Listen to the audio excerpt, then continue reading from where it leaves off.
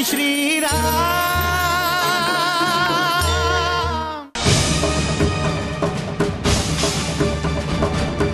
प्रभु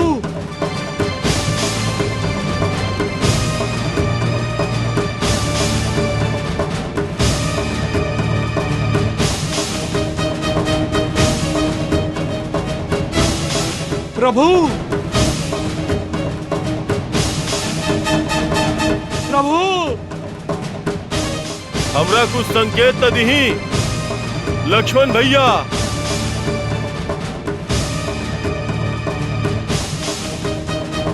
हनुमान हनुमान हनुमान जी हनुमान जी हनुमान जी हनुमान।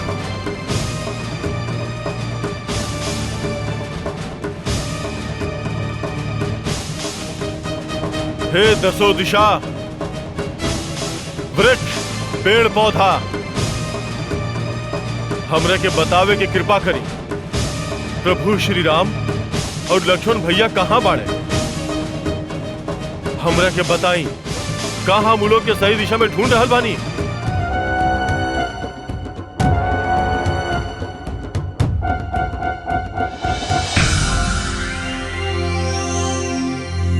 हमार महारानी चंद्रसेना कहाँ बाड़ी? वो अपन कक्ष में आराम कर रहल बाड़ी महाराज। ठीक बा।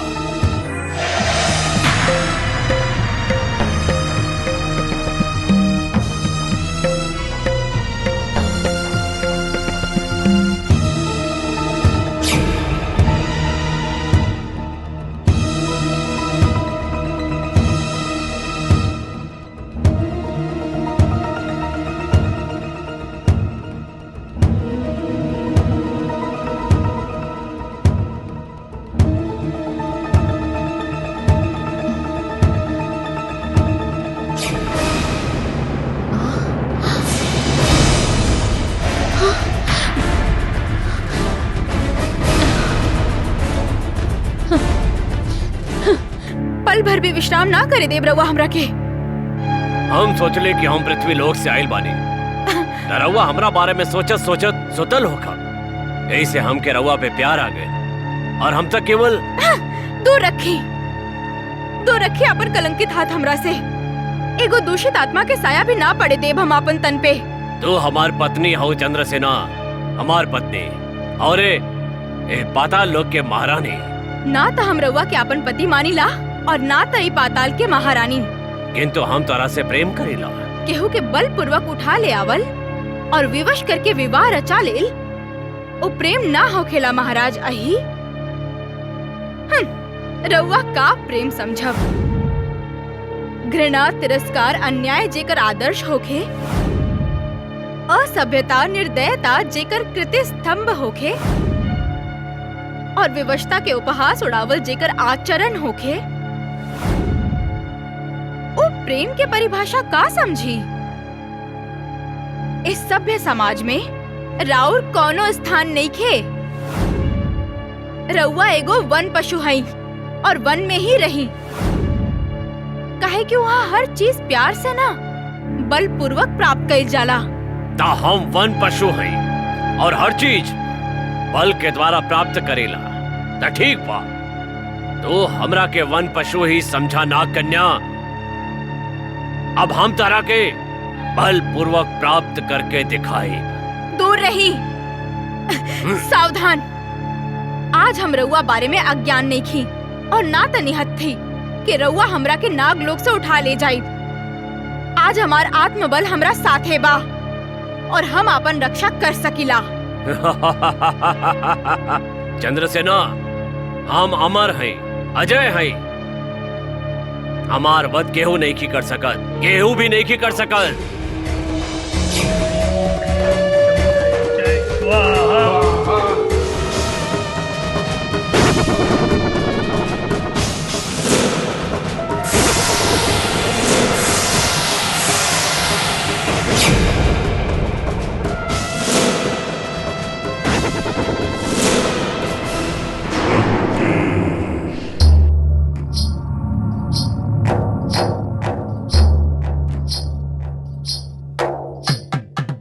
स्वामी, आज रउआ सूर्य के ही देख रहल बानी। काहे? सूर्य के देखत ही राम के स्मरण होता महारानी। शत्रु के स्मरण? स्मरण में ही मरण छिपल बा महारानी। दशानन अपन शत्रु के स्मरण ओकर मरण खातिर ही करेला। परंतु रउआ ही राम के लोप करवा देले बानी। लंका के निर्जीव दीवार भी काना फूसी कर रहल बा कि रउआ लंकेश रउए अहिरावण और महिरावण द्वारा राम और लक्ष्मण के बंदी बना के पाताल लोक में भेज देले बानी। मान गईनी महारानी, मान गईनी। हमरा तई निर्जीव दीवार सबके बात सुनाई ना दे बेला। हमार बात सब सुन ले बेले, बाकी हम केहू के बात ना सुनीला। तय समय रउआ सूर्य के कुछ सुनावत रही या फिर सूर्य से कुछ सुनत रही? ना महारानी, वो देखी राम के कुल देवता सूर्य देव जानता नहीं, राम लक्ष्मण के भाग गईला से बहुत दुखी भइल बा और आपन दुखी चेहरा लेके शीघ्र अतिशीघ्र डूब गईल चाहता। और हम तो ओकरा अस्त होत देखे खातिर खड़ा बानी। माता त्रिजटा, कहीं रघुनंदन और सुमित्रा नंदन के दृश्य होखे खे और सूर्यास्त के एक दूसरा से कोनो संबंध तो नहीं खे। जे दुष्ट रावण अधीर होके सूर्यास्त होके की प्रतीक्षा कर रहल बा, हमार मन चिंतित हो रहल बा माता। अवश्य कुटिल रावण कोनो कुटिल चाल चल ले बा। पता लगाई माता, दुष्ट रावण शीघ्र सूर्यास्त काहे चाहता? पता लगाई ना माता। अवश्य पुत्री, अवश्य।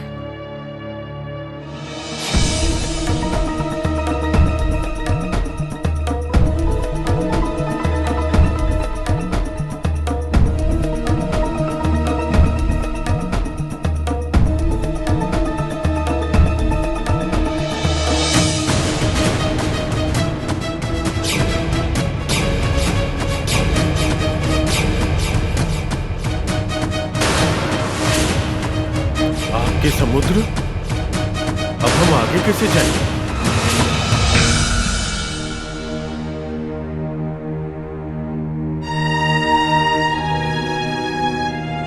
माता त्रिजटा, कुछ समाचार प्राप्त भइल। ओ दुष्ट रावण सूर्यास्त की प्रतीक्षा काहे कर रहल बा? एकर कोनो जानकारी मिलल? बताई ना माता। कुछ बोलत काहे नहीं खिरवा? समाचार अच्छा नहीं खे पुत्री। सुनल चाहबू? सूर्यास्त होखला के बाद पाताल लोक के स्वामी अहि और मही आपन देवता के प्रभु श्री राम और सुमित्रा नंदन लक्ष्मण के बलि चढ़ावे वाला बाड़े।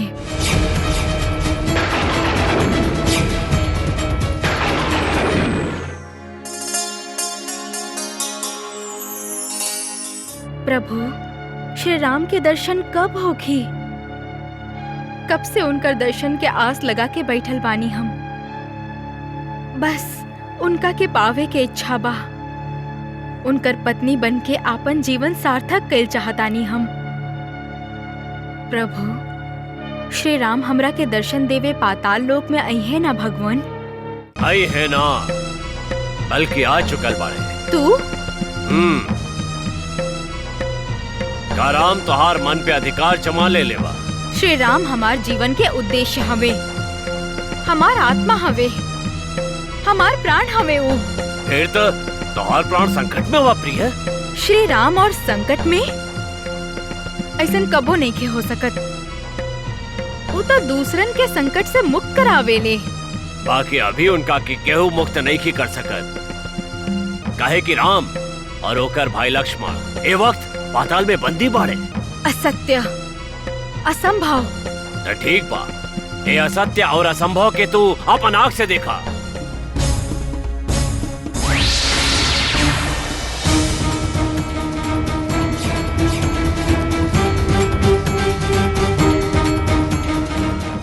प्रभु, हमार आत्मा हवे ना, ऐसा ना हो सकेला। ये का कैले बाड़ा तो श्री राम के साथ? अभी तक केवल मूर्छित कैले बाने, लेकिन सूर्यास्त के पश्चात हम राक्षस देवता के ई दोनों के बलि चढ़ाई। बलि तो ऐसा ना कर सकेला। के रोके हमरा के? केकरा में सामर्थ्य बाजे जे हमरा के रोक सके? वो दोनों के बलि के पूर्व तारा चेतना पूजा करे के बाद तू करला, ओकरा पश्चात तू हमार पूजा करबू और हम तोहार पूजा करब। ऐसा मत करा, श्री राम के छोड़ दा।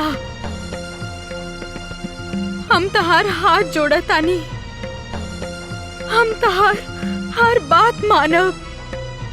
श्री राम के छोड़ दा।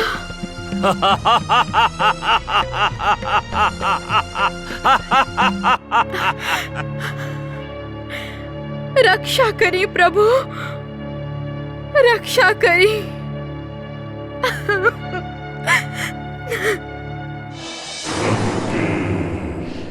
माता, ये कैसन समाचार लायल बानी रहुआ? पुत्री, जब हम सुननी तो हमरो दशा तहरे जैसन भइल रहे। ऐसन लागल रहे जैसे आसमान टूट के सिर पे आ पड़ल बा। परंतु यह सत्य बा, प्रभु श्री राम और लक्ष्मण के रक्षा करे खातिर, पाताल में उनका तक पहुंचे खातिर हनुमान के पास इतना समय ही नहीं खे कि उस सूर्यास्त से पहले वहां तक पहुंच जाए। ऐसा मत कही माता। परंतु यह सत्य बा पुत्री। तो क्या न्याय, धर्म, नीति, सदाचार इस सब की पराजय होगी? ना माता, ऐसा नहीं क्या हो सकत। काहे कि लंका दान संकेत कर रहल बा कि रावण और एकर लंका के विनाश निश्चित बा। सीता, माता, का एकर कोनो उपाय नहीं की? उपाय बा, परंतु असंभव बा। का बताई ना। यदि सूर्यास्त ही ना होके,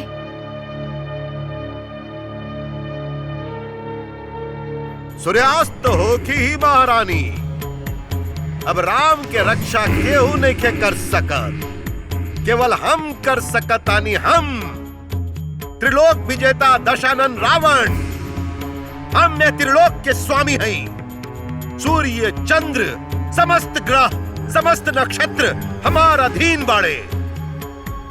महारानी, यदि हम चाही तो सूर्य के आदेश दे सकीला कि वो अस्त ना होके। सूर्य अस्त होके के साहस भी नहीं खे कर सकत। अरे सृष्टि में दोसर केहू भी बाना जे सूर्य के अस्त होके से रोक सके। सूर्य त अस्त होखी ही महारानी, और ओकरा साथे साथे राम के ही अंत हो जाए।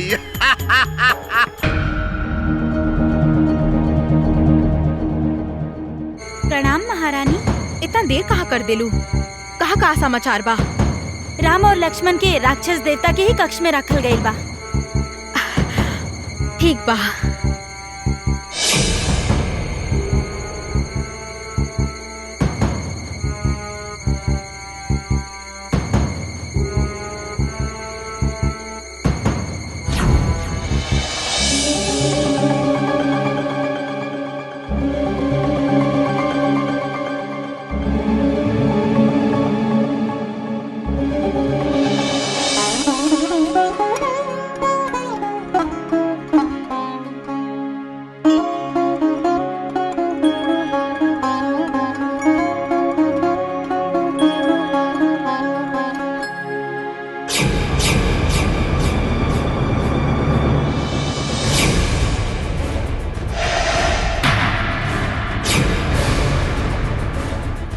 ही कक्ष में काहे आइल बाड़ू?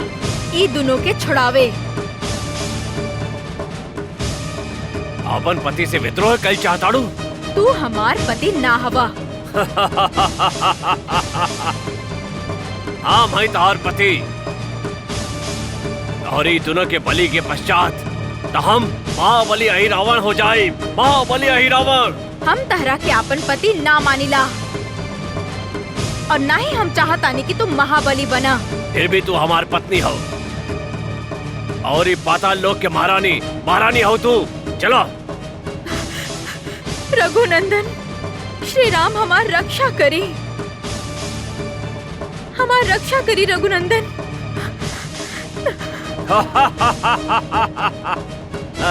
ये स्वयं की रक्षा नहीं कर सकत, वो तुहार का करी है। हमार रक्षा करी रघुनंदन, हमार रक्षा करी, हमार रक्षा करी।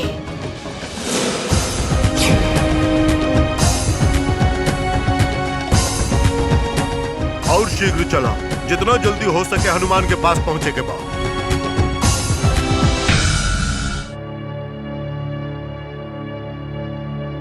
वानरराज सुग्रीव,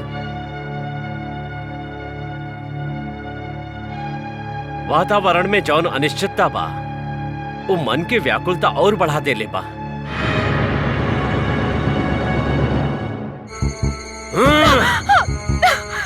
हम तारा के अपन पत्नी बना के मान सम्मान देले बानी, परंतु तू हमार दिन प्रतिदिन अपमान करत रहेलू, और आज तू तो विद्रोह पे उतर आइल बाड़ू। विद्रोह पे आज संध्या होते अपन कुल देवता के राम और लक्ष्मण के बलि दिला के पश्चात हम तोरा के दंड अवश्य देव।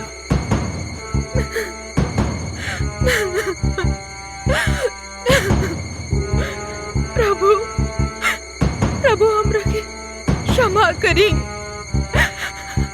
हम तरवा के दुष्ट अहि और मही के बंधन से मुक्त करावल चाहत रही, परंतु